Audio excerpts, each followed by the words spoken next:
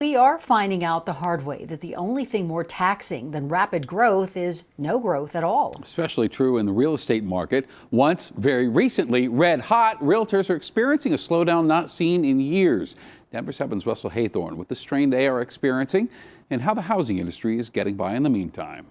It is certainly not ideal. Your home office. Virtual showings. It's hard for people to make the biggest purchase of their life without seeing and smelling property. Making the issue even more complicated, a governor's order that prevents real estate agents from going into homes for sale. Realtor Chris Grund calls it a real threat. Really putting the nail in the coffin of our industry right now. Essentially, Realtor Abbey says if someone is selling their home, they must show it. The seller will have to do that virtual tour themselves. I can't go out there as an agent and do it for my clients. Unless the seller has already moved, then it gets even more complicated. So I, as the listing agent, would then go out to this vacant home using all of the proper precautions and be the virtual tour or do the virtual tour. Last week, the state fined a realtor with Remax, Colorado for asking the sellers to leave their home in order for him to do a virtual showing.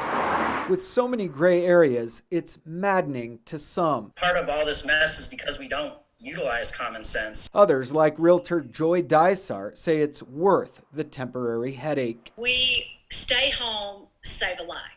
And that's the way I feel about it. We want to encourage people to still list their houses. And in fact, real estate listings are still strong in Metro Denver. According to MarketWatch, 919 new listings hit the market this past week, down slightly for spring, but about average for winter. We had over 1,000 looks online. An industry under scrutiny, leaving realtors to navigate the muddy waters. We're selling a product that's not allowed to be sold. Would you buy a home for $600,000 without seeing it? Russell Haythorne, Denver 7.